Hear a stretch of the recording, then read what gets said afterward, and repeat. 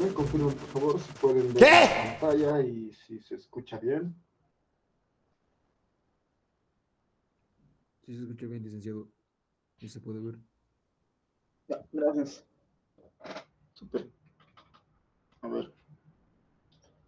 Comenzaremos entonces, sí, por este tema eh, de los conflictos sociales, la resolución de la universidad y todo esto. Nuestro parcial se ha retrasado.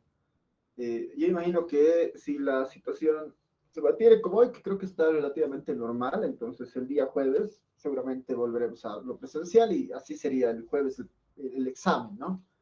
Nuestra primera clase presencial que vuelva, ese día va a ser nuestro parcial para no dilatar demasiado ese tiempo. Ya eso lo tendremos, por favor, en cuenta.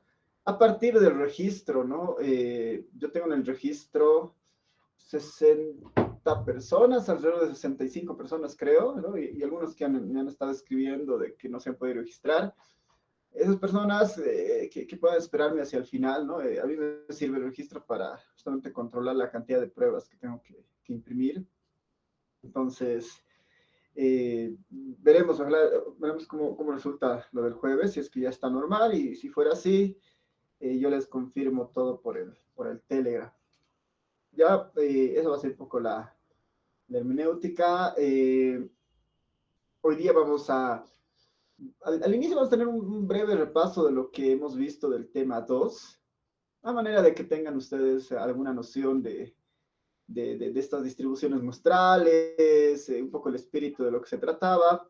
Y vamos a empezar a ver el nuevo tema, bueno, sí, el nuevo tema que son justamente las estimaciones, que está muy conectado con lo que hemos visto ahora, solo que ya es una formalización mucho más específica de los estimadores, la estimación. Ya, entonces, este es el plan de ahora. Y bueno, como un repaso de lo que hemos ido viendo en el anterior tema, que es hasta dónde sería el examen, ¿no? Todo el tema de distribuciones muestrales. ¿El objetivo cuál es? ¿No? Es intentar visualizar, ¿no? Intentar visualizar la distribución que puede estar acompañado, ¿no? La distribución que puede estar acompañando el comportamiento de alguna función que se obtiene mediante una selección de una muestra, ¿no? Lo que hemos dicho en el fondo es, bueno, aquí hay un universo del cual nosotros estamos muy interesados en estudiarlo. A este universo le sacamos una muestra de tamaño n minúscula, ¿no? Pensando que el universo tiene tamaño n mayúscula, y esta muestra es lo que nosotros analizamos.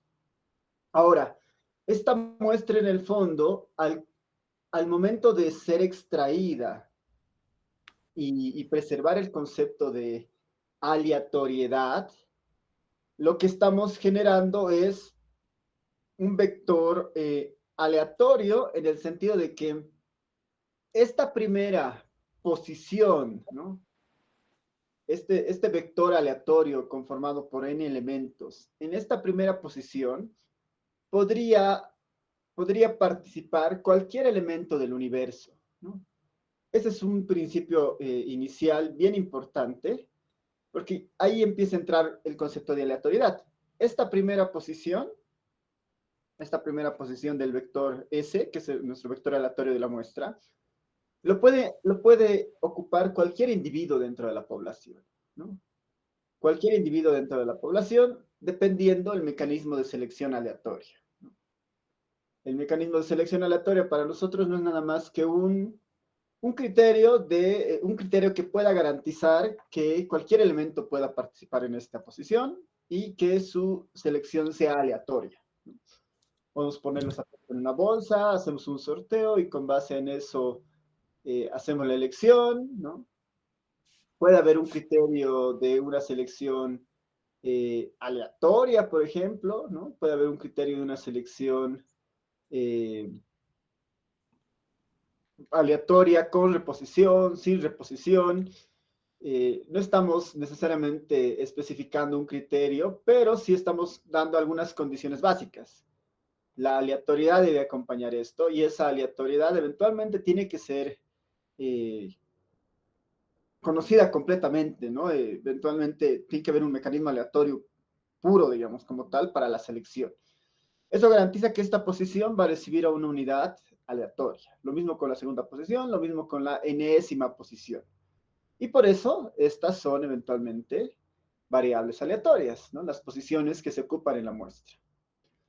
Ahora, sobre eso lo que hemos dicho es, bueno, sería interesante que, para empezar, según el tamaño del universo, ¿no? Aquí hay un ejemplo bien sencillo donde si nuestro universo es de tamaño 5 y tomamos una muestra de tamaño 3, ¿no? Con reposición o sin reposición, hay diferentes tipos de mecanismos de selección.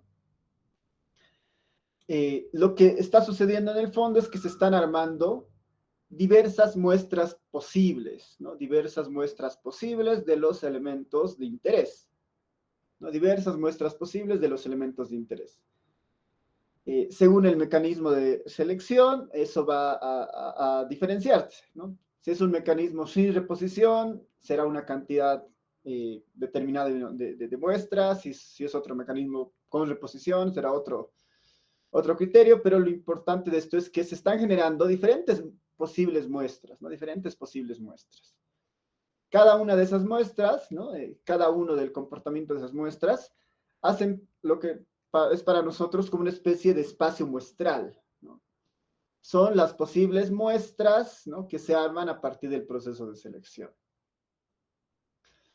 Y ahí entrábamos, aquí voy a seguir bajando, al concepto importante, que es justamente el que conecta después con el tema 3.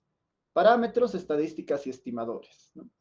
¿Qué hacemos con estas posibles muestras, ¿no? Que estamos obteniendo? ¿Qué hacemos con estas posibles muestras que estamos obteniendo? A cada una de esas posibles muestras, se le puede calcular o se puede definir una función a partir de esa muestra posible con la idea de calcular algo, ¿no? A eso simplemente le hemos llamado una estadística, ¿no? Una estadística.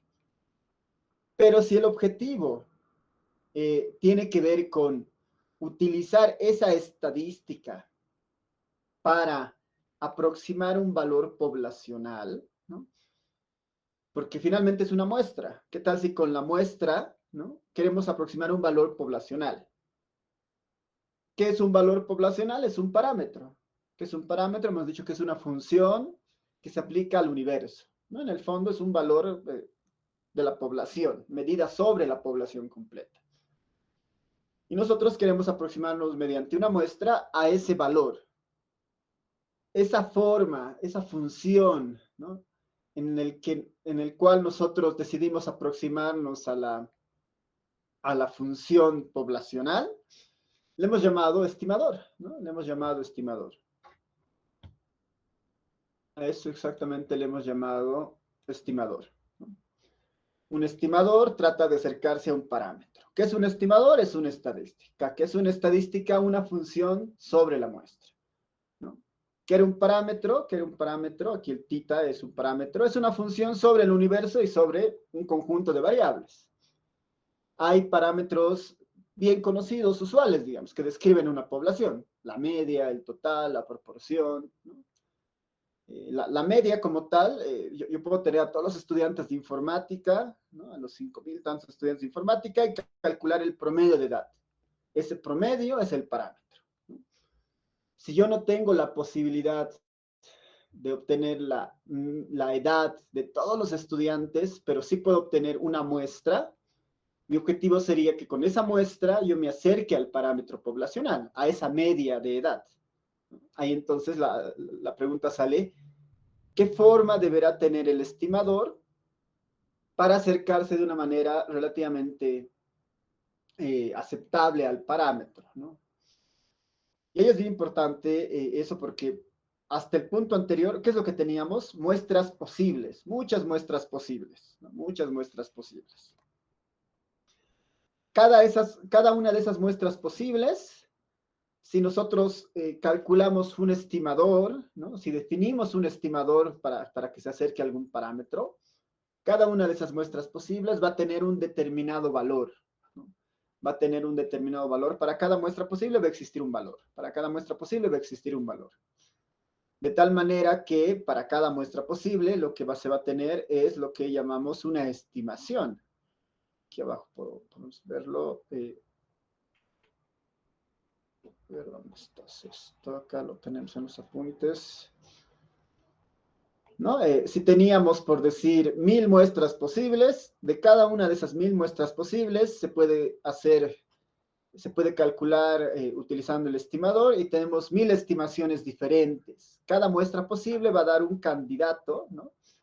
Para el comportamiento de los estimadores, ¿no? Cada uno de esas muestras posibles va a dar un candidato para las estimaciones.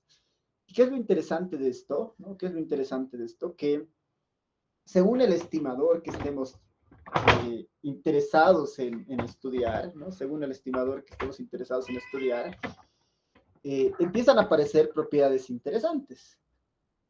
Y ahí aparecía, aquí voy a irme, uno de los primeros estimadores que hemos visto, que era la media, ¿no?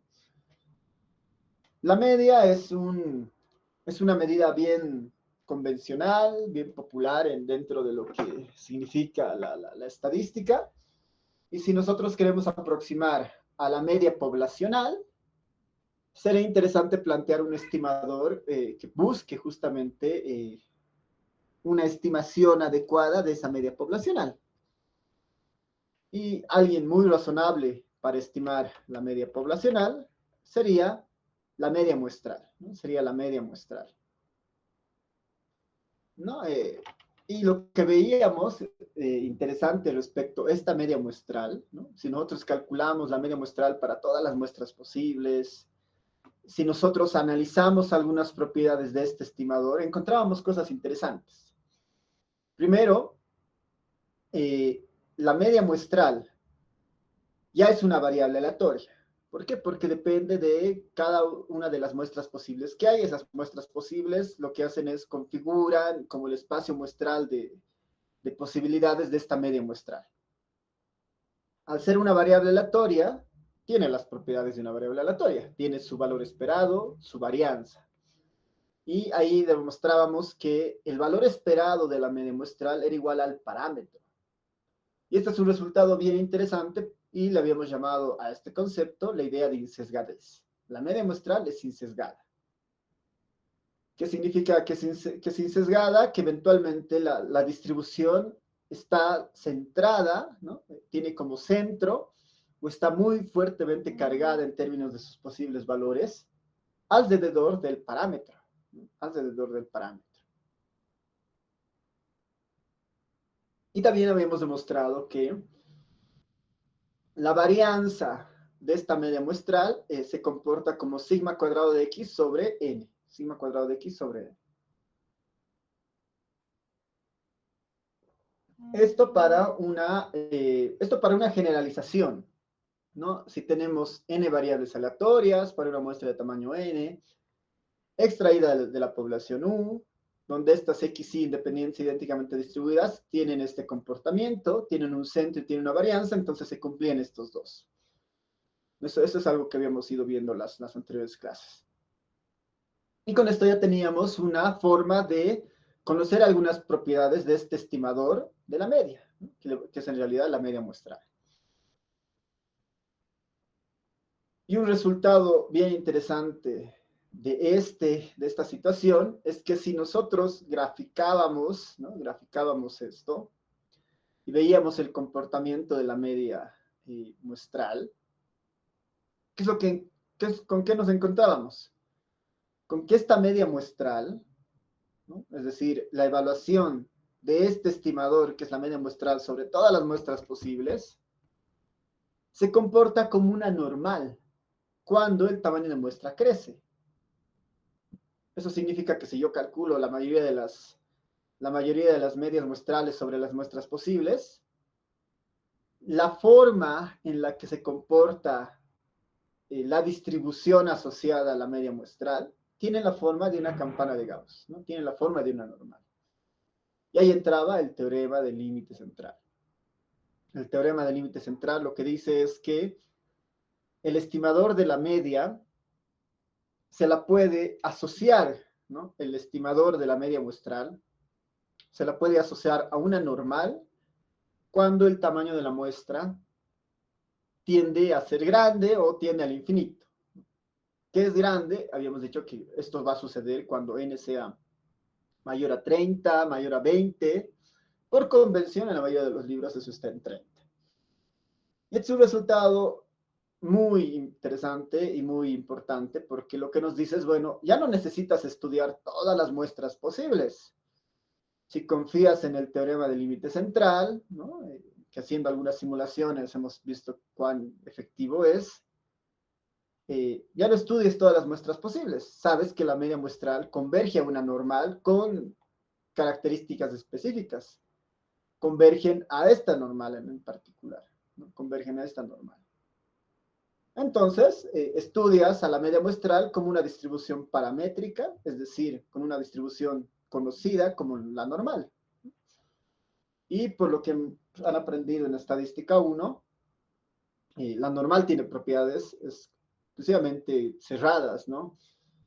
Es simétrica, centrada en su promedio, con acumulaciones de probabilidades bien marcadas, ¿no? A una desviación estándar el 68%, a dos desviaciones estándar el 95%, a tres desviaciones estándar el 99%, ¿no?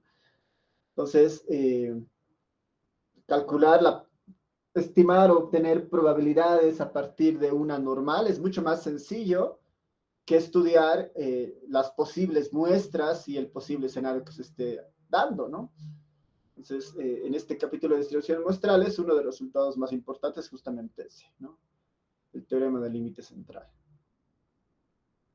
Y bueno, dado que la media tiene una construcción muy cerrada, ¿no? La media es la suma de algo dividido entre el total de observaciones.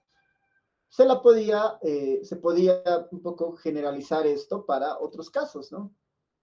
La diferencia de medias, finalmente si tengo una media, tengo otra media y saco la diferencia, sigue siendo una media. Como sigue siendo una media, el teorema del límite central sigue vigente para una distribución muestral de diferencia de medias. Si la variable aleatoria, ¿no? Si la variable de interés finalmente es una variable binaria, ¿no? Y sobre esa variable binaria yo saco un promedio, eso se conoce como la proporción. En el fondo sigue siendo una media. Y la media converge a una normal por el teorema del límite central, entonces la distribución muestral para la proporción también nos llevará a una normal. Es lo que habíamos ido viendo. Y luego aparecía un problema que es, bueno, en todos los casos para la media necesitamos de alguna forma conocer el comportamiento de la varianza, de la varianza de los datos, ¿no? Del sigma cuadrado de X. Entonces la pregunta natural es, bueno, si ya tengo una forma para estimar el parámetro de la media poblacional, ¿no? Que es la media muestral. Y ese estimador es muy bueno porque converge una normal, es insesgado, ¿no? Tiene sus diferentes características, pero la varianza de la media muestral depende de alguna manera de la varianza, ¿no? De los datos. Entonces, ¿quién será un buen candidato para esta varianza de los datos? Eso es algo que vamos a retomar en este nuevo capítulo tercero, ¿no? Pero habíamos dicho que un candidato para estimar a esta varianza poblacional era la varianza muestral, la que está rezagada en n-1 unidades. ¿Por qué? Eso es algo que vamos a aprender justo en el capítulo 3, ¿no? Porque este es un estimador mejor que este otro, ¿no? Porque para la media muestral, si recuerdan, ha funcionado muy bien tener un estimador por copia. La media muestral, ¿qué es? El promedio de la muestra. Y es un buen estimador del promedio de la población. Eso lo hemos demostrado de alguna manera con el teorema del límite central, con el concepto de insesgadez. Pero algo curioso que siempre llama la atención acá es por qué de la varianza poblacional, ¿no? Un estimador mejor que esta varianza, ¿no? Que está sobre n, es mejor esta que está sobre n-1, por ejemplo. ¿Por qué esta es mejor? ¿No? porque siguiendo la idea de un estimador por copia, este está sobre n-1, y la varianza poblacional, no se olviden que está sobre n mayúscula. Para estimar esta varianza poblacional, la teoría dice que es mejor esta que está rezagada en una unidad en el denominador, la n-1. ¿Por qué sucede eso? Es lo que vamos a ver en el capítulo tercero, ¿no? Pero por el momento pues, aceptamos que eso es cierto y tratamos de explorar el comportamiento de esta varianza muestral que le hemos llamado. Veíamos igual con la idea de ver si es que a todas las muestras posibles, ¿no? Hacemos la estimación de esa varianza muestral, sí podremos asociar a una distribución conocida, ¿no? Ahí aparecía esta densidad, esta forma de la distribución, y veíamos que no necesariamente es una normal, ¿no? No hay simetría. Si hubiera simetría, este pedazo debería ser exactamente igual a su espejo, que es este, ¿no? Y veíamos que esta distribución en particular tiene un leve sesgo hacia la derecha, ¿no? Es sesgada positiva, ¿no? Se llama sesgada positiva. Se parece a una normal hasta cierto punto, digamos, en la forma de la campana, pero esa campana no es perfecta. Y de la normal es perfecta la campana, ¿no? Simétrica, a la izquierda y a la derecha es como un espejo, ¿no? Pero si hacemos ese mismo análisis sobre la varianza muestral, no sucede eso. Pero hay algo interesante que ese comportamiento, ¿no? Este comportamiento sí lo puede explicar una distribución conocida en estadística, que es la distribución chi cuadrado. Y ahí entraba la distribución chi cuadrado, ¿no? Porque un teorema que habíamos presentado ahí era que si nosotros sobre la varianza muestral hacemos algunos aditamentos, este n-1 y este sigma cuadrado de x, podemos casi demostrar que esta variable se comporta como una chi cuadrado, con n-1 grados de libertad. Gráficamente lo habíamos visto en la anterior clase, y sí, ¿no? Con ciertas consideraciones, la chi cuadrado modela muy bien esa sesgadez hacia el lado derecho. Y esto es interesante porque lo que nos dice es, para estimar la media usas a la normal, por el teorema del límite central, y para trabajar sobre varianza, utilizas la chi cuadrado, porque modela de alguna forma un poco mejor la situación. Y después habíamos presentado la chi cuadrado, quién es, qué forma tiene, ¿no? Aquí hay varios chi cuadrados haciendo variar sus grados de libertad. En todos los casos, la chi cuadrado tiene ese sesgo hacia la derecha, como lo veían. Y ahí podíamos ver, por ejemplo, ¿no? Con 10 grados de libertad, con 100 grados de libertad, con 500 grados de libertad. Y algo que pasaba en la chi cuadrado es justamente que a medida de que sus grados de libertad crecen demasiado, se puede aproximar con una normal, ¿no? Se puede aproximar a la chi cuadrado con una distribución normal. Eso lo habíamos visto, lo único que había que hacer es hacer el proceso de estandarización, ¿no? Estas son las características de la chi cuadrado. La chi cuadrado, su esperanza está en sus grados de libertad y su varianza son 2 veces sus grados de libertad. Y los grados de libertad es el único parámetro que tiene la distribución chi cuadrado. Aquí está la chi cuadrado. El único parámetro que tiene son los grados de libertad. Y los grados de libertad para nosotros, de alguna manera por el teorema anterior, representa casi el tamaño de la muestra. Si la muestra es más grande, la chi cuadrado tendrá más grados de libertad. Si la muestra es pequeña, la chi cuadrado tendrá menos grados de libertad. Si la muestra es muy, muy, muy grande, significará que la chi cuadrado fácilmente se la puede aproximar a una normal, ¿no? Dado que sus grados de libertad son grandes, ¿no? Ahora, ¿qué le vamos a llamar grande nuevamente? La convergencia de los grados de libertad funciona mejor cuando los grados de libertad son mayores a 50, ¿no? 100, 500, ya casi de hecho podemos utilizar una aproximación con la normal, ¿no? Hay una pérdida casi al segundo dígito, pero es una aproximación aceptable. Hasta 500 grados de libertad, noten que ya está bien, casi bien simétrica, ¿no? Con 100 grados de libertad todavía hay una leve ¿no? Una leve asimetría hacia la derecha, pero con 500 grados de libertad es casi perfecta ya la simetría. Ahí está, con 500 grados de libertad habíamos visto la distribución normal y la distribución chi cuadrado, ¿no? La negra es la distribución chi cuadrado y la roja era la distribución normal. Con 500 grados de libertad casi podemos utilizar de forma indistinta la chi cuadrado y la normal, ¿no? Hay una convergencia directa y entre la chi cuadrado y la normal es mucho más fácil de manejar por sus propiedades.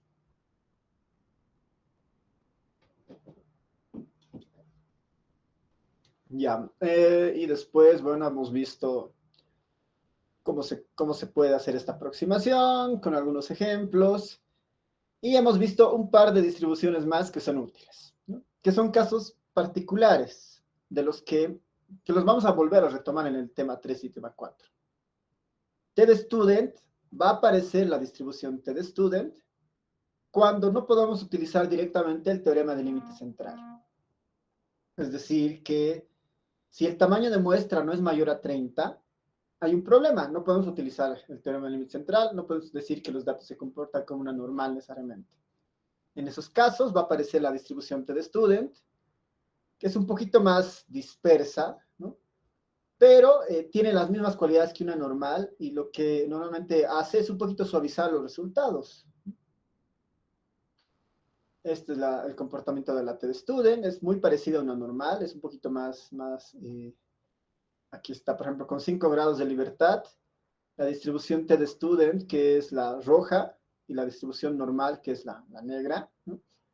Con 5 grados de libertad existe esta diferencia, esta compensación. Para muestras pequeñas, ¿no? Cuando estudiamos muestras pequeñas, que muchas veces, a veces es útil en ciertas áreas de la ciencia, como biología, como agronomía, donde no se puede utilizar grandes tamaños de muestra.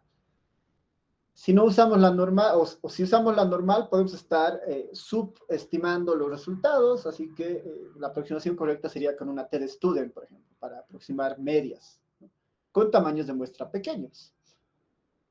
Porque a medida de que la muestra crece, ¿no? Aquí son una TDStudent con 30 grados de libertad, la normal y la TDStudent básicamente son muy parecidas, ¿no? La TDStudent, su uso tiene que venirnos cuando tengamos muestras pequeñas, ¿no? 100 grados de libertad, ya casi la coincidencia es perfecta. Y lo último que habíamos visto era para la distribución de Fisher, ¿no? Y la Fisher es bien particular porque está asociada en realidad a varianzas. Una Fisher es el cociente de 2 chi cuadrados sobre sus grados de libertad. Una Fisher son chi cuadrados sobre sus grados de libertad. Y en el fondo, ¿para qué se utiliza la Fisher? Que lo vamos a volver a ver en los siguientes capítulos, es cuando nosotros estamos interesados en comparar varianzas. La varianza refleja la dispersión y la variabilidad de los datos. Si tenemos dos poblaciones y queremos postular que una tiene mayor varianza que otra, y quieren analizar esa relación, a quien vamos a tener que recurrir de alguna manera es a la distribución de Fisher. Cada vez que estemos interesados en comparar varianzas, la distribución de Fisher es la adecuada, ¿no? Y es el cociente de chi cuadrados. Ahora, ¿por qué utilizamos chi cuadrados? La chi cuadrado en realidad modela la varianza, ¿no? ¿Qué es una chi cuadrado? Es la suma de normales estándar al cuadrado. Eso lo habíamos visto igual en las anteriores clases. Y como ven, todo está conectado, ¿no? Todo está conectado entre sí. Y son las distribuciones más populares de la estadística, ¿no? Y todo parte justamente del estudio, del análisis de las muestras posibles que se generan al hacer un proceso de muestreo, ¿no? Al hacer un proceso de muestreo. Tal vez para terminar esta parte, lo que podemos hacer es, aquí vamos a aprovechar esto, lo vamos a dibujar acá. Hay un caso particular que tal vez no lo hemos visto, pero es útil que lo aprovechemos a ver ahora. Esto decíamos, ¿no? Nuestro objetivo es el parámetro, hay muchas muestras posibles. Si analizamos las estimaciones de todas las muestras posibles, esa es una distribución muestral, ¿no? Analizar el comportamiento de esas posibles estimaciones, ¿no? Si es la media muestral, hemos visto que esas se comportan como una normal y todo lo demás, el concepto de insesgadez, lo que habíamos visto. Y, a ver, aprovecharemos para ver algo que por ahí no hemos cubierto hasta este punto y es un poco útil para esta parte, ¿no? Voy a aprovechar en retomar sobre estos apuntes para escribir justamente eso. Retomando un poco esto de la media muestral, ¿ya? Retomando un poco esto de la media muestral. La media muestral hemos dicho que es un estimador insesgado y con el teorema, ¿no? Con nuestro teorema en particular, este teorema, ¿dónde estás? En particular este teorema, ¿qué nos decía? Sean x1, x2, xn, variables aleatorias para una muestra de tamaño n, extraída de la población U, donde estas xy independientes idénticamente distribuidas de esta forma, cumplen esto, ¿no? La esperanza de x barrio es igual a mu de x y la varianza de x barrio es igual a sigma cuadrado de x sobre n. Esto se cumple siempre y cuando estas condiciones se cumplan. La x1, x2 hasta xn son variables aleatorias independientes idénticamente distribuidas, extraídas de un universo, ¿no? En este teorema hay dos cosas que no nos mencionan y que de alguna manera podemos tomarlo como un supuesto. Primero, no nos dice nada del tamaño del universo. No nos dice nada del tamaño del universo. Eso implica de alguna manera que el universo es muy grande, ¿no? El universo es muy grande, ¿no? Tampoco nos hablan del mecanismo de selección, ¿no? Ahora, el mecanismo de selección, si fuera con reposición o sin reposición, es indistinto en la medida de que el universo es muy grande. Es indistinto en la medida de que el universo es muy grande. Pero, ¿qué pasaría si el universo no es tan grande, ¿no? ¿Qué pasaría si el tamaño del universo se conoce? Ese caso lo podemos ver acá y lo podemos plantear con ustedes. A ver, ¿qué pasa, no? ¿Qué pasa si el universo, ¿no? Si el tamaño del universo, si el tamaño del universo no es tan grande, digamos, no es tan grande. No es tan grande, ¿no? En este caso estamos diciendo, bueno, sea n mayúscula, el tamaño de U, ¿no? El tamaño de U. Si n mayúscula es el tamaño de U, ¿no? Sea n el tamaño de U.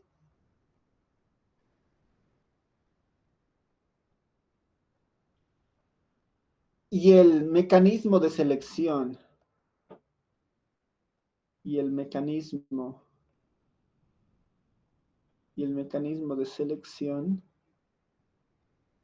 de selección es sin, en este caso vamos a asumir que el mecanismo de selección es sin reposición, es decir que estamos sacando elementos de tal forma que no se repiten los elementos, ¿no?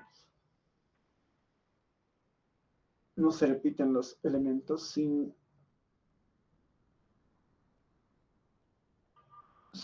reposición, ¿no? Sin reposición, ¿no? Entonces, ¿no? Entonces se cumple. Este es un resultado importante. Cuando el tamaño del universo es relativamente pequeño, Uno, para empezar, la esperanza del estimador, la esperanza de x barra, va a seguir siendo mu de x. Eso no va a cambiar. Seguimos estando en presencia de insesgadez, ¿no? Seguimos estando en presencia de insesgadez. No, esto para hacer una analogía del anterior. Pero sí existe un cambio en la varianza. La varianza de x barra sí es un tanto distinta. Y esta se la puede escribir como 1 menos n sobre n de s cuadrado de x sobre n.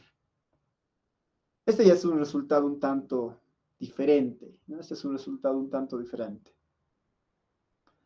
Eso también se puede anotar como 1 menos f de s cuadrado de x sobre n, donde esta f tiene la forma de n sobre n, ¿no?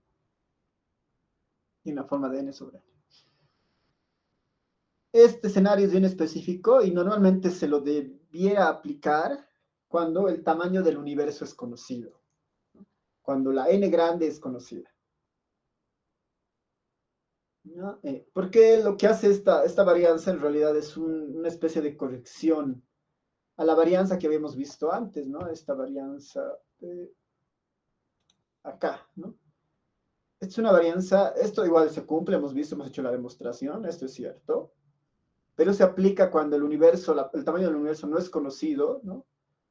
Además, las n variables son independientes e idénticamente distribuidas. En ese escenario esto funciona, pero eso no siempre ocurre en la parte práctica. Cuando el tamaño de muestra sigue un mecanismo sin reposición y el tamaño del universo es conocido, ¿no? Y es pequeño relativamente, es n grande, entonces la varianza de x barra va a tener esta forma.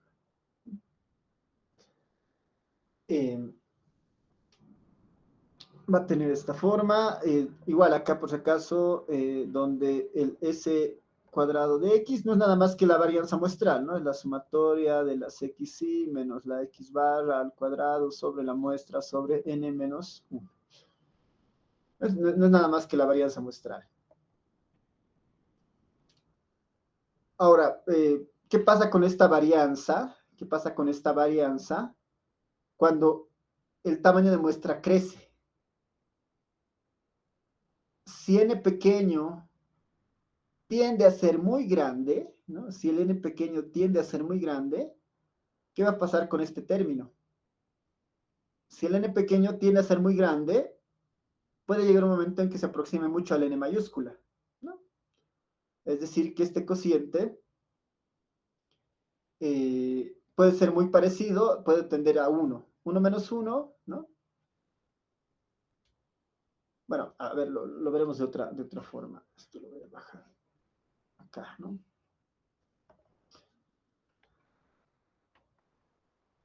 Eh, ya, no, lo veremos esto desde otro enfoque, mejor. Desde el tamaño de U, ¿no? Sin importar el tamaño de muestra. ¿Qué pasaría si el universo tiende a ser muy grande? ¿Qué pasaría si el universo tiende a ser muy grande? Si el universo tiende...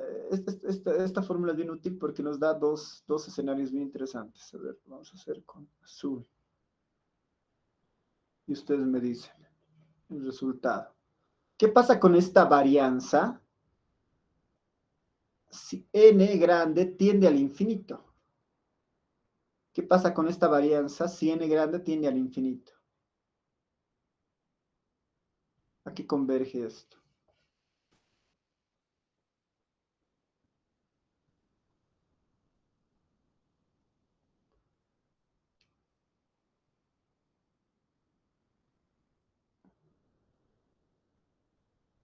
Si el n grande tiende al infinito, ¿a qué converge esto de acá?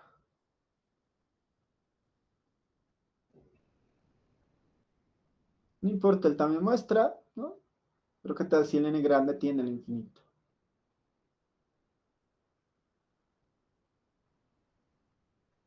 Digamos que n es 100, digamos, ¿no? 100 dividido entre 1 millón, ¿no? Ya, un comportamiento normal, no es tan obvio. En la fórmula, digamos, ¿qué pasaría acá en la fórmula? Si n tiende a ser muy grande, ¿qué pasa con todo esto? Si el n grande tiende a ser muy grande.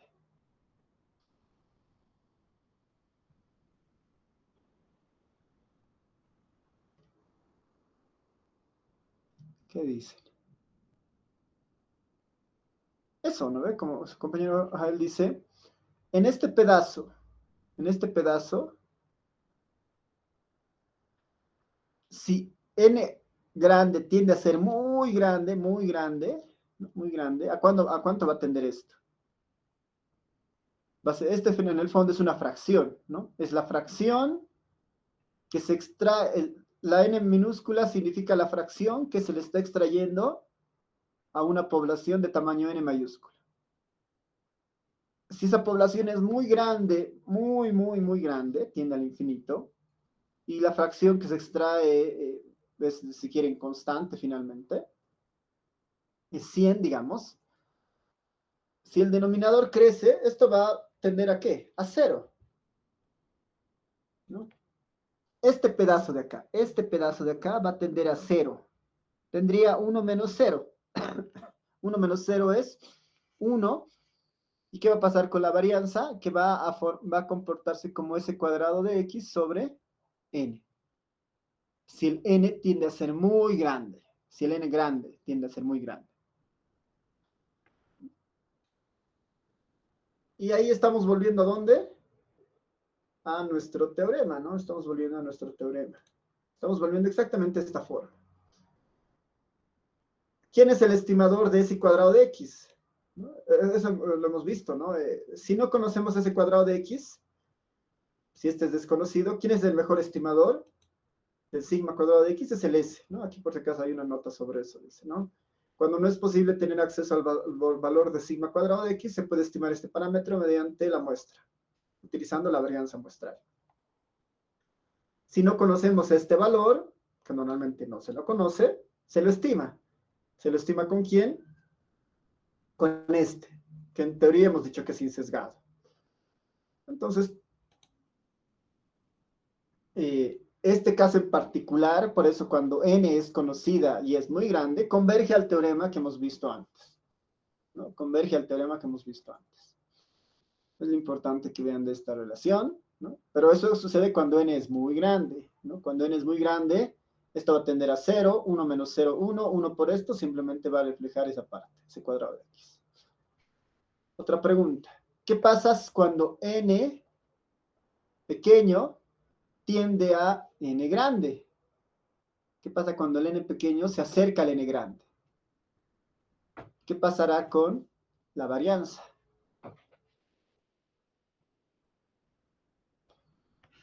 Cuando el n pequeño se acerca al n grande, ¿qué pasará con la varianza?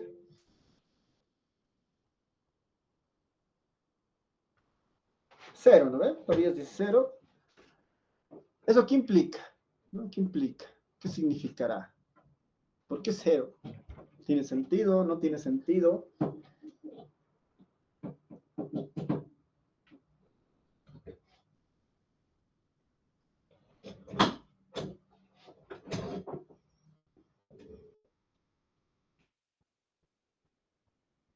En este escenario recuerden que la media muestral es un estimador, es una variable aleatoria. Es una variable aleatoria. Como variable aleatoria que trata de estimar al parámetro poblacional, la varianza que nos dice es cuánto se está acercando a esa varianza poblacional, ¿no? En algún rato habíamos dicho que mientras más pequeña sea la varianza, la aproximación es mejor, ¿no ven? En un lado, aquí está, ¿no? La varianza puede ser muy pequeñita, significa que hay poco movimiento, y ahí el que estaba en negrito nos interesaba, ¿no? Porque ahí los puntos en negrito significaban varianzas pequeñas y además estimadores insesgados. Si eso ocurría, entonces estamos en un buen estimador. ¿Qué pasa si el tamaño de muestra se acerca a la población? La varianza tiende a ser cero, dice, ¿no? Y tiene completamente sentido porque lo que nos dice es, bueno, si tu tamaño de muestra es casi igual al tamaño de la población, ¿no? Tienes mucha información. Como tienes mucha información, la posibilidad que te estés equivocando, porque en este caso la varianza es una medida de error de este estimador, es muy pequeña, ¿no? Es muy pequeña. Más muestra tienes, la posibilidad de que te equivoques en la estimación va a ser más pequeña, ¿no? En el caso extremo, va a ser cero si el tamaño de muestra es equivalente al tamaño de tu población, ¿no? Eso es lo que nos dice este teorema, ¿no? Bueno, eso es lo que nos dice este resultado, ¿no? Cuando el tamaño de la muestra tiende al tamaño de la población. Ya, aprovecharemos para ver esto, si es cierto, ¿no? Este resultado, ¿no? Este resultado. Y lo veremos con un ejercicio bien sencillo. Voy a irme al programita y les voy a plantear a ustedes como un ejercicio.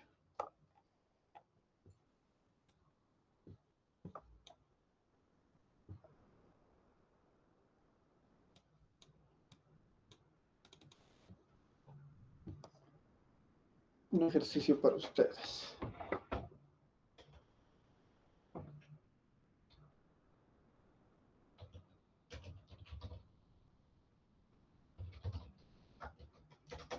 Ejercicio. Sea un universo, ¿no? Sea un universo con 5 elementos,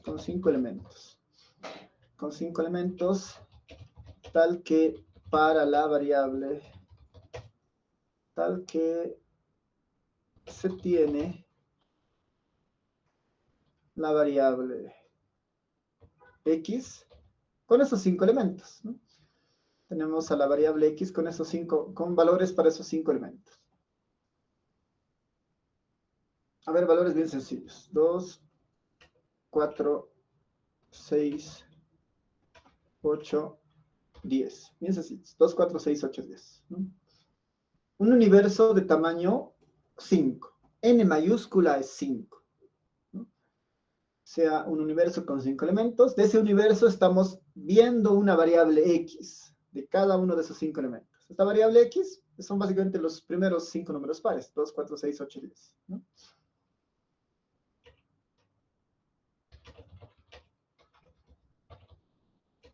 Se toma una muestra de tamaño, 3 sin reposición. Estamos diciendo que estas condiciones se están cumpliendo, ¿no? Estas condiciones de acá se están cumpliendo. Un universo no tan grande, de tamaño 5, con un mecanismo sin reposición, ¿no? Con un mecanismo sin reposición. Se toma una muestra de tamaño sin reposición. Verificar, ¿no? Verificar que, primero, la esperanza de x barra, es igual a mu de x. Y segundo, la varianza de x barra es igual a 1 menos n sobre n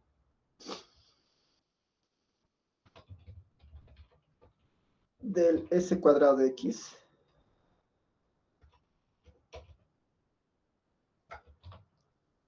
sobre n. Verificar que estos dos aspectos se cumplan.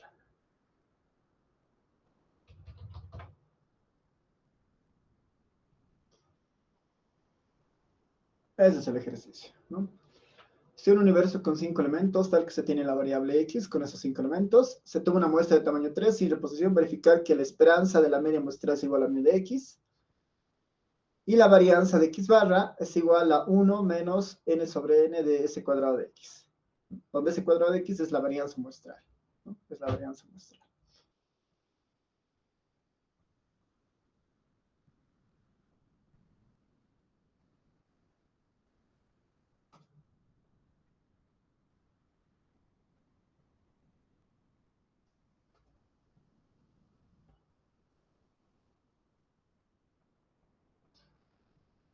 A ver, aquí como una especie de anotación. Vamos a utilizar nosotros, por si acaso, eh,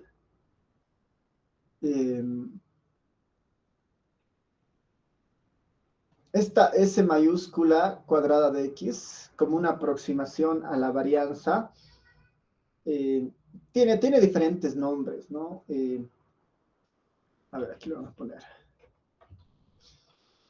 Para que ustedes tengan que notar que esto lo voy a poner un poquito más grande.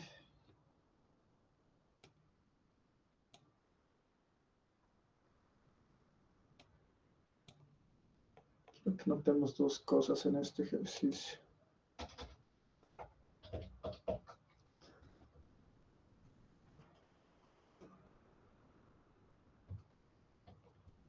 Por un tema de notación, el S cuadrado de X, el que está en la S en mayúscula, para nosotros esa es la cuasivarianza, se llama, ¿no? Esta se llama la cuasivarianza, que va a ser un tanto distinta a la que al S cuadrado de X, pero minúscula, ¿ya? Al S cuadrado de X y el S cuadrado de X. Mayúscula y minúscula hace mucho. Cuando esté en mayúscula nos referimos a la cuasivarianza. ¿Qué es la cuasivarianza? Es esta.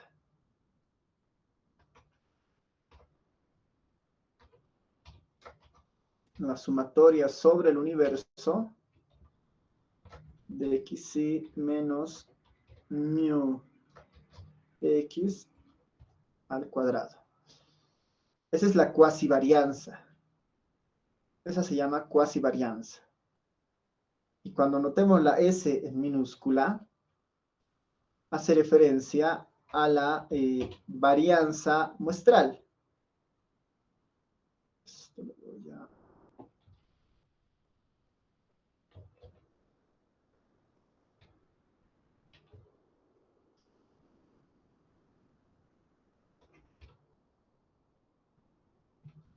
menos 1, esto es sobre la muestra, y este es no sobre mu, este es sobre bar x, son distintas. Por si acaso es así, ¿no? S cuadrado x en mayúscula hace referencia a la cuasivarianza, que es una medida poblacional.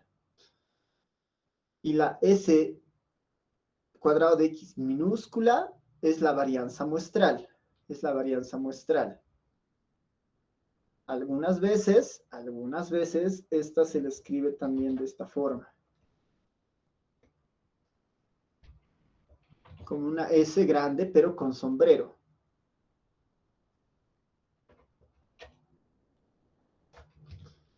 ¿No? O una S minúscula, ¿no? Son dos cosas distintas, ¿no? La S minúscula o la S grande con sombrero es la varianza muestral. Y la S mayúscula sin sombrero se conoce como cuasivarianza. Con esa nota, por favor, a ver, les voy a dar unos 10 minutos para que vean o postulen cómo se puede resolver esto, ¿no? Cómo podemos verificar que esto es cierto. ¿No? Ejercicio sea un universo con 5 elementos, tal que se tiene la variable x con esos valores, se toma una muestra de tamaño 3 sin reposición, verificar que estos resultados se cumplen. La esperanza de x barra es igual a mu de x, la varianza de x barra es igual a 1 menos n sobre n de s cuadrado de x sobre n. 10 minutos, hasta las 11:25.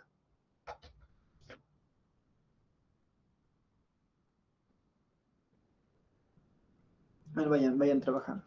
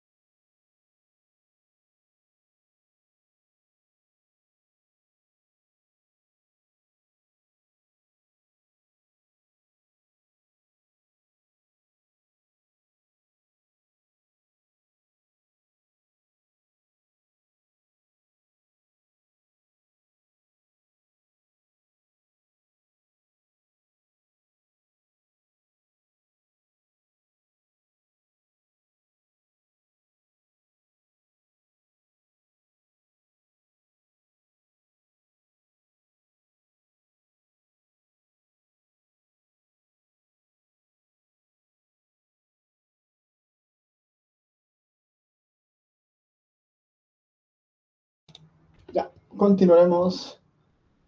¿Qué tal? ¿Cómo les ha ido? ¿Alguien tiene alguna sugerencia de cómo podría verificarse este resultado que lo habíamos anunciado? ¿Cuál debería ser nuestro primer paso?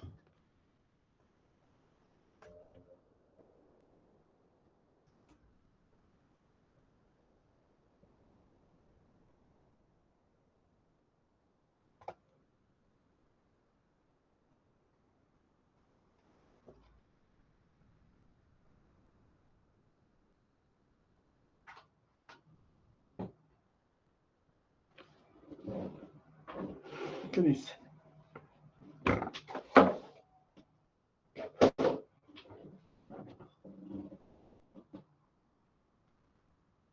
Ya, la esperanza de x es igual a 6, eso es igual a mi de x. Ya, es un primer resultado, ¿no? Ya, a ver, ¿qué es lo que nos dice la teoría? Lo haremos nomás acá para llegar, para verificar, ¿no? ¿Cómo funcionaría esto? Lo único que hay que recordar en realidad son algunas propiedades de estadística 1. Y bueno, y el principio de lo que estamos viendo, ¿no? Primero que dice el ejercicio es que nuestro universo es de tamaño 5 y tiene estos vectores, ¿no? Tiene este vector de información. El 2, 4, 6, 8 y 10. Aquí lo voy a poner para utilizar así como una calculadora y que podamos ir viendo los resultados. Lo primero, ¿qué es el vector X? ¿No? ¿Qué es el vector X? Es nuestro vector de información con 5 elementos. Ahí está. El 2, 4, 6, 8 y 10. ¿Qué nos dice acá? La esperanza del estimador es igual al parámetro, al mu de X. ¿Qué es el mu de X? Es la media poblacional. Es decir, sacaré la media de estos 5 numeritos. Min de X, ¿no? Que en el fondo, ¿qué va a ser? La suma de todo dividido entre 5. Y eso va a ser 6, ¿no ven? El mu de X es igual a 6 por si acaso, ¿no? Hasta ahí creo que todo bien, ¿no? Mu de X es igual a 6. Ahí su compañero Tobías igual tiene una respuesta de cómo podríamos verificar. Ahora, ¿qué es lo que nos dice también el ejercicio? El tamaño de muestra es igual a 3, ¿no? El tamaño de muestra es 3. ¿Qué está implicando eso? Y además es un muestreo sin reposición. Es un muestreo sin reposición. En el fondo lo que nos dice es que de esta población de 5 elementos, ¿no? De esta población de 5 elementos, con estos 5 elementos, vamos a sacar muestras de tamaño 3 sin reposición. ¿Cuántas muestras posibles se pueden obtener? ¿Cuántas muestras posibles se pueden obtener? No se olviden que eso es una combinatoria de 3 tomadas de 5. En este caso, esta combinatoria es de 3 tomadas de 5. 5 tomadas de 3, lo mismo, ¿no? ¿Cuántas muestras posibles hay? Hay 10 muestras posibles. Se pueden sacar de 10 formas diferentes, sin reposición, muestras, ¿no? De esta población de tamaño 5, ¿no? 10 formas distintas. ¿Cuáles son esas 10 formas? Aquí están.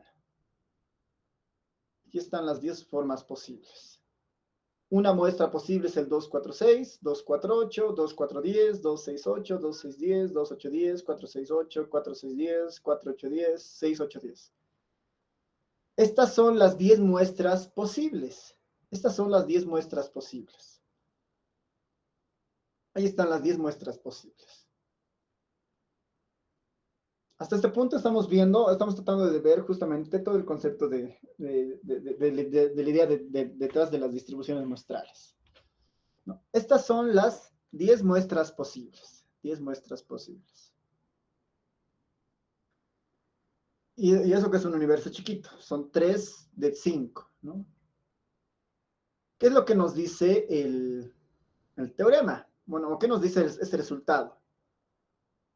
Hay que obtener la media muestral. Hay que obtener la media muestral. Y el valor esperado de esa media muestral va a ser igual al parámetro. ¿Qué significa eso para nosotros? Si yo estoy estudiando una población de tamaño 5 y tomo muestras de tamaño 3, estas son todas las muestras posibles, estas 10. ¿Qué tal si a cada una de esas muestras posibles, ¿no? Cada una de estas muestras posibles, le obtengo, hago funcionar el estimador? Es decir, le saco la media a cada una de estas muestras. ¿Qué voy a tener? 10 posibles muestras, ¿no? 10 posibles medias, ¿no? En la práctica nosotros solo estudiamos a una de las muestras, no estudiamos a todas. Pero la estadística lo que hace es formalizar, ¿no? Estudiar el comportamiento de todas las muestras posibles.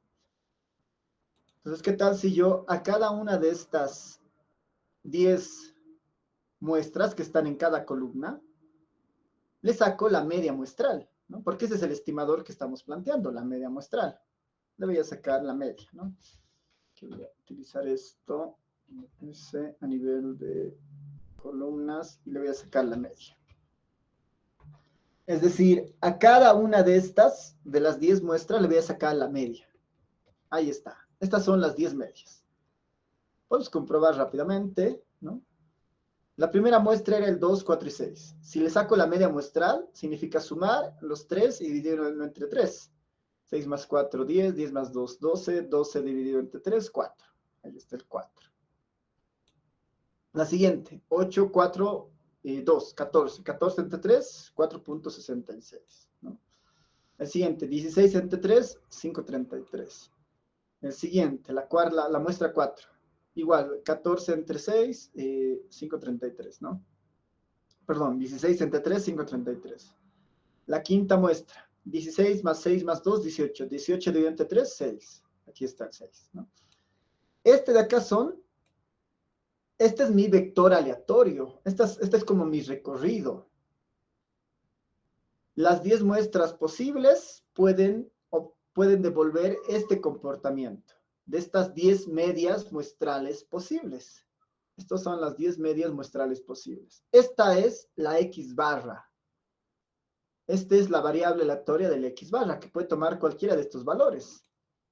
Si le asignamos probabilidades, ¿no? Asumiendo que cada muestra tiene la misma posibilidad, entonces, por ejemplo, que la media muestral tome el valor de 6, va a ser igual a 2 casos de 10, ¿no? Porque hay 2 casos en los que sale 6 de los 10 posibles. ¿Cuál es la probabilidad de que se obtenga 4? 1 de 10 casos posibles. Este ya, si quieren, nuestro vector de valores posibles. Y estas son en realidad las estimaciones.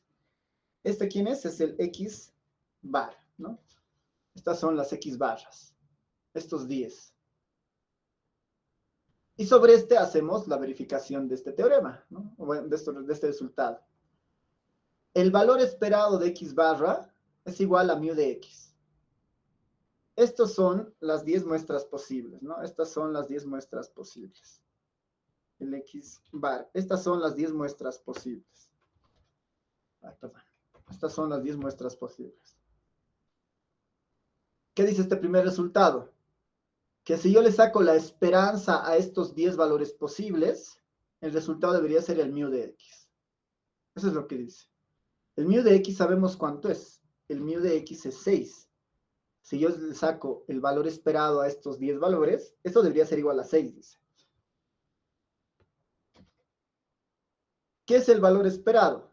¿No? ¿Qué es el valor esperado? Es el valor, ¿no? Si quieren, ¿no? Es para recordar, la esperanza de una variable aleatoria, en este caso el X barra, va a ser igual a ¿qué?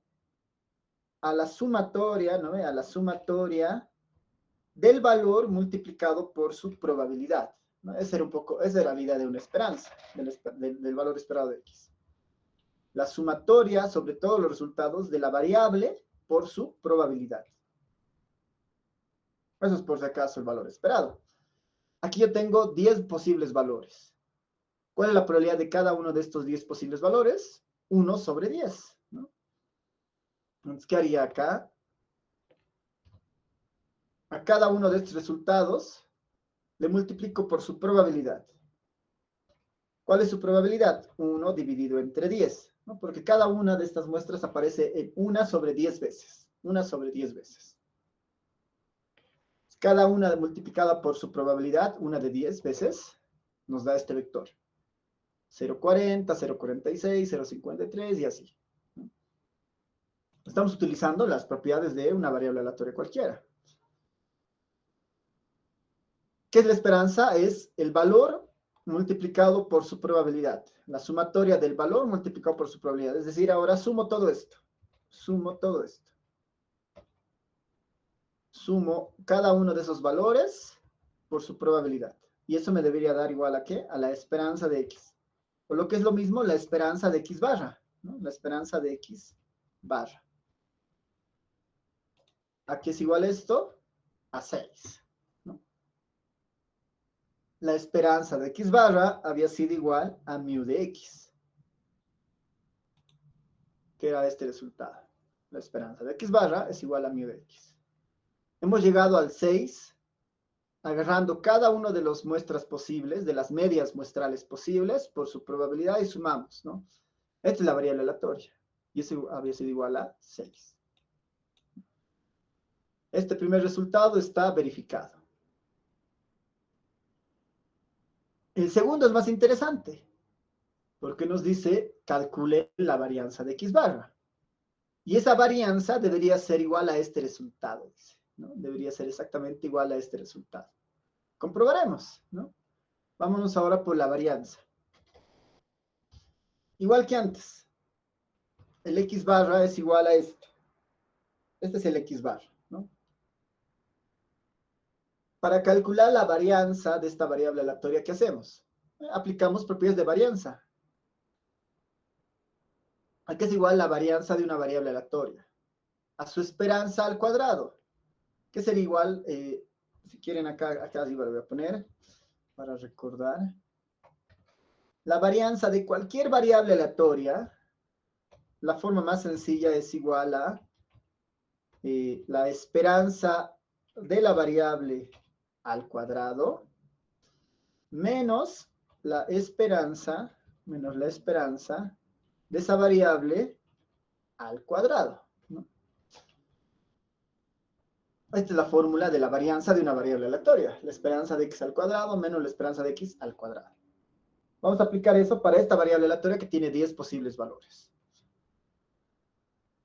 Dice la esperanza de las x al cuadrado, es decir, las x barras las voy a elevar al cuadrado. Estas son las x barras al cuadrado, ¿no? Cada una de estas x barras al cuadrado.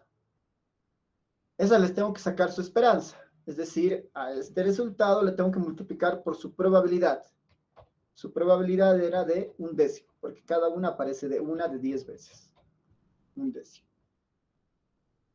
Y eso lo tengo que sumar. Y eso lo tengo que sumar. Ahí está, ¿no? Este resultado de acá es la suma de x barra al cuadrado por 1 sobre 10. ¿Este es quién? La esperanza de x al cuadrado.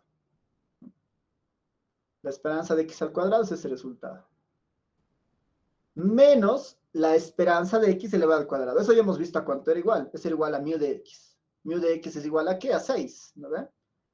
Entonces esto sería menos 6 elevado al cuadrado. Y esta debería ser la varianza de x barra. ¿Esta quién debería ser?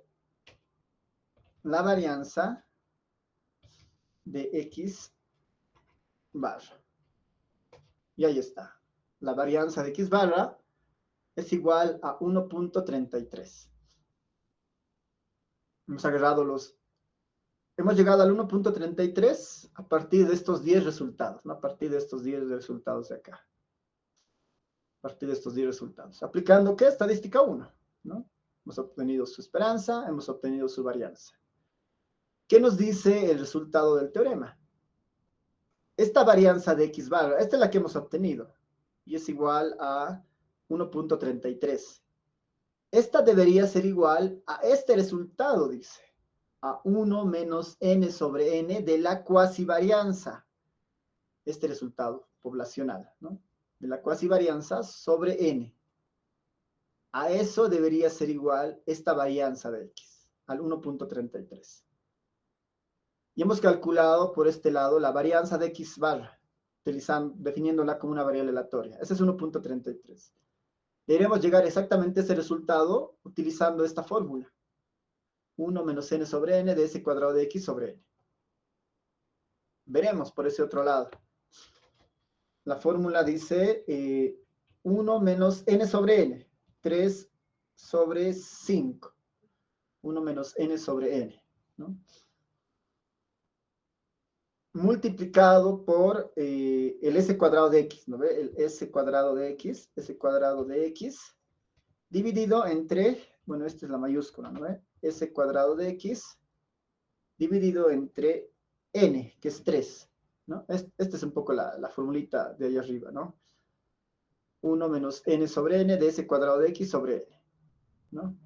1 menos n sobre n por s cuadrado de x sobre n minúscula. Este es el resultado. Debería ser igual a 1.33. ¿Qué nos falta de aquí? Este s cuadrado de x calcular. ¿Quién es el s cuadrado de x? Es la cuasivarianza poblacional. Esta de acá. A cada valor de la población le resto su promedio, lo elevo al cuadrado y eso lo divido entre n menos 1. Esto es a nivel del universo. ¿Qué es lo que hago? Dice, a nivel del universo, a cada una de las x del universo, le resto el promedio poblacional, el mu de x, que estaba ahí arriba. Ese resultado lo elevo al cuadrado. Todo esto lo sumo. Y lo divido entre n grande menos 1. 5 menos 1, 4. Este es el s cuadrado de x, ¿no? El s cuadrado de x. 10, ¿no? El s cuadrado de x había sido 10. ¿Qué debería ser este 10 por si acaso equivalente a la varianza, ¿no? A la formulita de la varianza del programa que utiliza bar de x, ¿no? 10, 10. Ese es equivalente. Ya tenemos el s cuadrado de x, que es básicamente la cuasivarianza poblacional. X menos mu de x elevado al cuadrado, todo eso la suma sobre 4. Estamos reproduciendo esta formulita. X menos mu de x, todo eso elevado al cuadrado sobre n menos 1. Eso es esto. El 1.33 que era obteniendo la varianza de esta variable aleatoria debería ser igual a esto, a 1 menos n sobre n de s cuadrado de x sobre n. Aquí lo tengo eso. 1 menos n sobre n por s cuadrado de x sobre n. Ya tenemos el s cuadrado de x y ahora calculamos la varianza. Ahí está, ¿no? Este resultado de acá, por si acaso, es igual a 1 menos n sobre n mayúscula, ¿no? Multiplicado por s cuadrado de x, ¿no? S cuadrado de x, dividido entre n minúscula, ¿no? Ese es este valor de acá. ¿Ya había sido cuánto? Igual a 1.33, ¿no? Que es exactamente igual a la varianza de la variable aleatoria. 1.33, 1.33. ¿No? Como ven, se demuestra que la varianza de la variable aleatoria a partir de las medias muestrales, de las 10 medias muestrales, es 1.33. Y eso es equivalente a utilizar esta aproximación mediante una fórmula. 1 menos n sobre n en mayúscula de s cuadrado de x sobre n. ¿Por qué esto es importante? Porque para capturar la varianza de x barra, ¿qué hemos hecho? Hemos obtenido todas las medias muestrales, que en este caso eran 10, eran relativamente pocas. Pero haciendo ese procedimiento hemos encontrado que será 1.33. Y eso es equivalente a hacerlo simplemente calculando calculándolo desde esta forma. 1 menos n sobre n de ese cuadrado de x sobre n.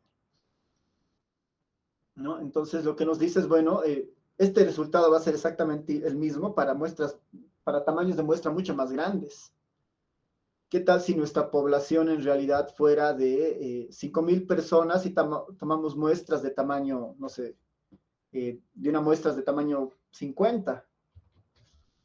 Por ejemplo, si tenemos una población de 5.000 y de esos 5.000 tomamos muestras de tamaño 30, tengo ¿cuántas muestras posibles? ¿No? Esta cantidad de muestras posibles. Es un número con 78 dígitos. Es un número absurdamente grande. Aquí debería calcular las medias muestrales de este número, que no va a soportar esta computadora, ¿no? Porque es un vector muy grande. Y si yo le saco la varianza a ese vector, esa varianza igual va a seguir siendo igual a esto, a 1 menos n sobre n mayúscula de ese cuadrado de x sobre n. Y este resultado es mucho más sencillo de calcular, ¿no? Por eso la importancia de esta relación, porque nos dice, no necesitas estudiar a todas las medias muestrales, que en este caso hemos estudiado a las 10. Ese resultado, ¿no? Ese va a ser equivalente, ¿no? La varianza de todas esas muestras posibles va a ser equivalente a este resultado, a 1 menos n sobre n de la cuasivarianza de la población sobre n minúscula. Van a ser equivalentes, ¿no? Van a ser equivalentes. Y eso es lo que estamos encontrando básicamente, ¿no? Con esta pequeña demostración. ¿No? Funciona para muestras pequeñas, como lo estamos viendo, porque cuando empecemos a ver mayores poblaciones más grandes y muestras más grandes, ya no es tan fácil de verlo, ¿no? Como en este caso. 5.000 tomadas de 30 es un número absolutamente grande, aquí sería imposible demostrarlo, ¿no? Pero una población más chiquita está funcionando sin problemas, y es lo interesante de esto, ¿no? A medida de que n grande crezca también y el n minúsculo sea mayor a 30, después aparece otra propiedad, que es justamente el teorema de límite central y todo lo que tiene que ver con normalidad. Ya. Eso es entonces una manera de tener este resultado más, ¿no? Y con eso prácticamente sí ya estamos cerrando nuestro capítulo. Era importante esto porque era importante este repaso, porque es muchos de los conceptos que hemos ido viéndolos y en algunos casos tal vez tomándolos un poco muy, muy superficialmente, los vamos a formalizar en nuestro capítulo 3 de estimaciones, porque ahí nos vamos a centrar exclusivamente en el estimador, ¿no? En el capítulo 2, la idea era que las estadísticas que definimos, nos interesa conocer la forma de su distribución. Esa es una distribución muestral a partir de un estimador. Pero si nos concentramos específicamente en la estimación, ahí aparece el capítulo 3 de estimaciones. Vamos a ver qué es inferencia estadística, qué son los estimadores puntuales, qué son las estimaciones por intervalos de confianza, ¿no? Han debido escuchar alguna vez cuando hay un estudio, una encuesta, ¿no? En estas encuestas electorales, ¿no? Existe un error de tal cantidad con un intervalo o con niveles de confiabilidad de tal porcentaje, ¿no? Este 3.3 habla de eso, ¿no? Las estimaciones por intervalos de confianza. Que en el fondo esto lo único que está tratando de hacer es conocer las propiedades de los estimadores para tener certeza o tener cierto grado de confianza de que los estimadores que estamos utilizando de muestras pueden reflejar de una manera aceptable el comportamiento de un parámetro poblacional, ¿no? Ese es el fondo de varios de estos estimadores y básicamente el capítulo 3 está centrado en eso, ¿no? Está completamente centrado en eso. Porque una vez que sepamos bien cómo funcionan las estimaciones, vamos a empezar a poder hacer algunas hipótesis sobre esas estimaciones, ¿no? Si son muestras y la muestra me dice que, no sé, en promedio, ¿no? La muestra es de 6, como hemos visto en el otro caso, ¿no? El parámetro era 6, pero aquí tengo todas las posibles muestras, ¿no? Aquí tengo todas las posibles muestras. ¿Qué tal si me sale la segunda muestra? Y yo, observando solamente esa muestra, sé que mi media muestral es de 4,66. Yo podría empezar a armar conjeturas y decir, bueno, ¿será realmente 4,66? ¿No? Yo diré, si bien es cierto es 4,66 por la muestra que me ha salido, existe un margen de error. Yo podré, y además es una estimación, es un resultado a partir de la muestra. Entonces yo podré decir, bueno, ¿realmente es 4,66 o podrá ser 5, ¿no? O podrá ser 7, o podrá ser 6. Y empezaré a hacer algunas conjeturas. Esas conjeturas, en el fondo, se llaman hipótesis. Y ese es nuestro capítulo 4. Pruebas de hipótesis. A partir de las muestras que tengamos, podemos empezar a hacer con ciertas conjeturas y probar esas conjeturas, porque finalmente estamos sobre muestras. Ese es nuestro capítulo 4. Y ahí termina en realidad la materia, con la elaboración y la prueba de esas conjeturas, que se llaman pruebas de hipótesis. Y hay varias pruebas de hipótesis. Hay varias pruebas de hipótesis. Bueno, sí, el examen es hasta el tema 2, ¿no? Todo lo que hemos visto, ¿no? Incluyendo lo de hoy, por si acaso, ¿no? Que es este caso particular cuando la n es pequeña, la n grande, la n mayúscula pequeña, ¿no? Es un caso bien particular, pero importante, ya he visto cómo funciona eso. Sí, hasta ahí es el examen, por si acaso.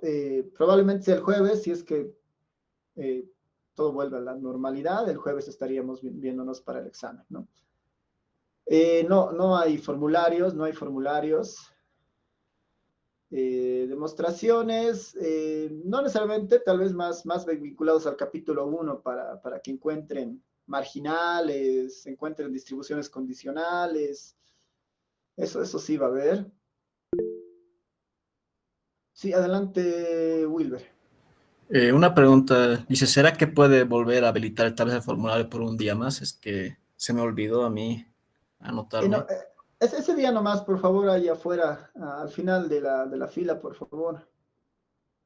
Ah, ya, está bien. Ese día nomás. Al final van a entrar. El formulario, por si acaso, ha estado abierto hasta el domingo, ¿no? Y eso que tenía que estar abierto hasta el sábado.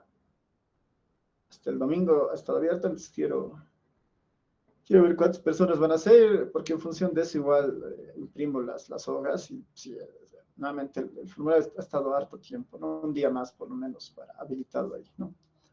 Ya, sí, el parcial va a ser el jueves en la medida de que las clases vuelvan a la presencialidad. Si hay algún comunicado de la universidad y el jueves sigue virtual, vamos a seguir avanzando. Y en cuanto vuelva a la presencialidad, va a ser el primer parcial. Esa es la idea. Ok, súper. Entonces, si no hay más consultas, comentarios, terminamos acá y nos vemos el día jueves en virtual o presencial para el examen. Si necesitan calculadora pueden llevar, ¿no? En el Telegram, las consideraciones que les he puesto en el Telegram siguen siendo las mismas, ¿no? El ingreso es con su calculadora, sus lapiceros, lápiz, goma, tajador, bolígrafo y nada más, ¿no? Todo lo demás a su mochila. Así que eso ténganlo en cuenta ese día. Bueno, y el ingreso es con su carnet también, ¿no? Ya, súper. Terminamos acá entonces y nos vemos el día jueves. Nos vemos, chao, chao. Nos vemos.